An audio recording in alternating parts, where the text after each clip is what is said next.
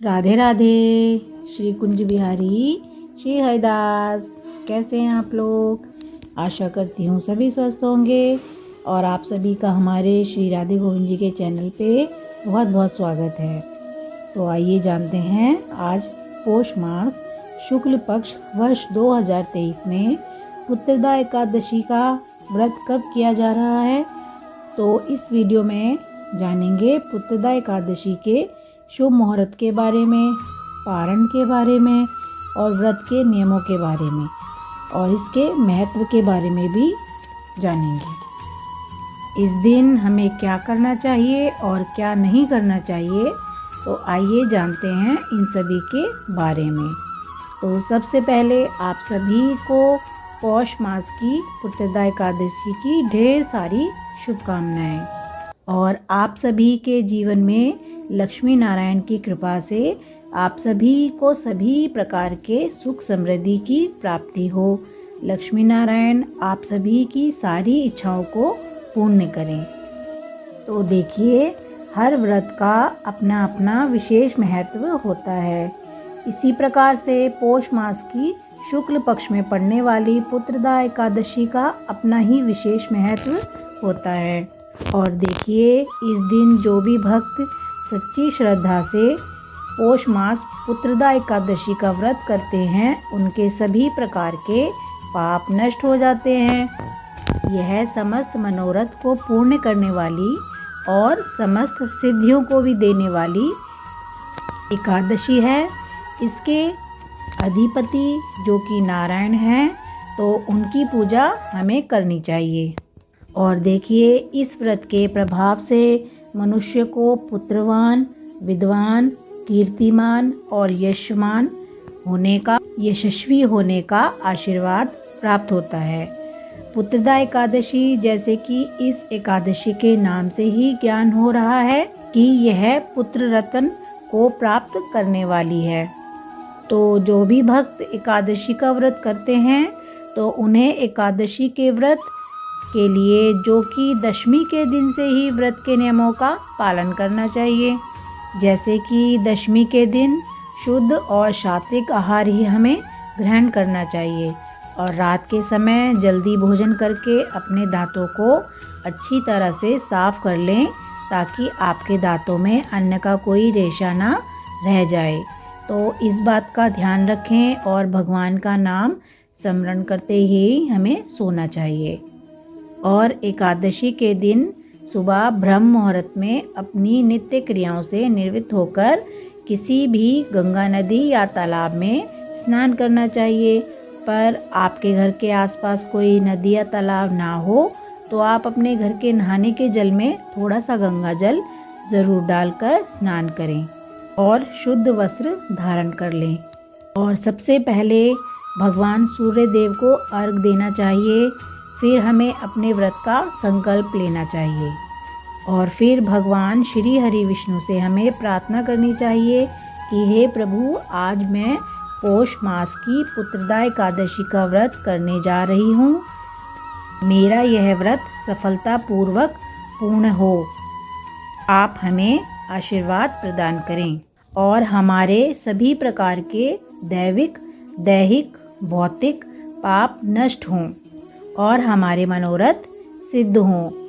और देखिए, आपके मन में जो भी इच्छा हो, कामना हो, वह प्रभु से कहें और इस दिन रात्रि उपवास रखते हुए व्रत को धारण करना चाहिए।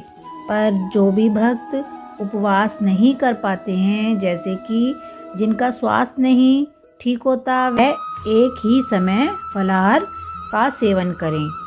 पर इस बात का ध्यान रखें कि सबसे पहले अपने ठाकुर जी को ही भोग लगाना चाहिए, उसके बाद ही प्रसाद के रूप में हमें फलाहार को लेना चाहिए। और एकादशी के दिन सुबह और शाम को पूरे विधि विधान से भगवान जी की आरती करनी चाहिए, उनका पूजन करना चाहिए, कथा श्रवण करनी चाहिए और भगवान का नाम जाप खूब करें। और देखिए, हो सके तो रात्रि में भजन कीर्तन करके समय व्यतीत करना चाहिए, क्योंकि एकादशी व्रत में रात्रि जागरण करने से अनंत गुणा फलों की हमें प्राप्ति होती है। और द्वादशी तिथि में सुबह स्नान करके शुद्ध वस्त्र धारण करके भगवान का पूजन कर लें और उनकी आरती कर लें और फिर ब्राह्मणों को भोजन करवाना चाहिए। परंतु अगर यह संभव नहीं हो पाता है कि हम ब्राह्मणों को भोजन नहीं करा पाते हैं, तो आप ब्राह्मणों के नाम से दान दक्षिणा ज़रूर निकालें और अब जितनी अपनी श्रद्धा होती है आप उतनी दान दक्षिणा ज़रूर निकाल सकते हैं और फिर समय के अनुसार व्रत का पारण करें। तो देखिए, इसी प्रकार से सच्ची श्रद्धा के साथ और विश्वास के साथ भगवान का पूजन हमें करना चाहिए। तो आइए अब जानते हैं पौष मास शुक्ल पक्ष वर्ष 2023 जो कि वर्ष 2023 की पहली एकादशी है।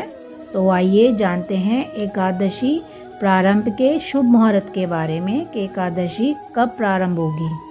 तो एकादशी 1 जनवरी शाम 7:13 से प्रारंभ हो जाएगी और एकादशी की समाप्ति होगी 2 जनवरी रात्रि 8:25 पर।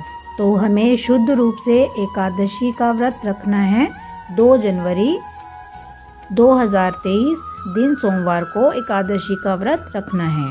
और देखिए, द्वादशी की समाप्ति होगी 3 जनवरी 2023 दिन सोमवार की समाप्ति होगी। तो देखिए, इसी में हमारे व्रत का पारण समय होगा 3 जनवरी 2023 दिन मंगलवार और समय होगा सुबह के 7:12 से 9:20 तक का व्रत का पारण का समय रहेगा।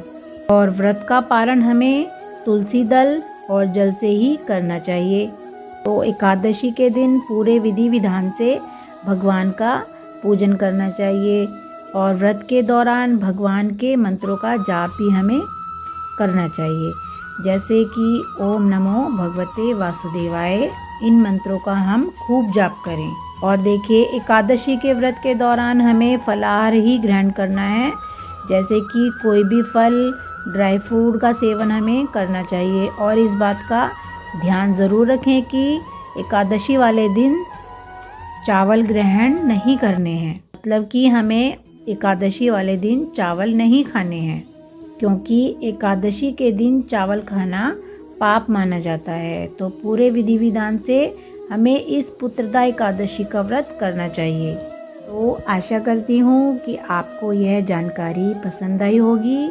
तो आप हमारे इस प्यारे से श्री राधे गोविंद जी के चैनल को लाइक कीजिए, शेयर कीजिए और सब्सक्राइब भी कीजिए और ये हमारा वीडियो आगे शेयर भी कीजिए ताकि और भी कृष्ण भक्त प्रेमी इस व्रत को रख सकें। तो श्री कुंज बिहारी श्री हरिदास।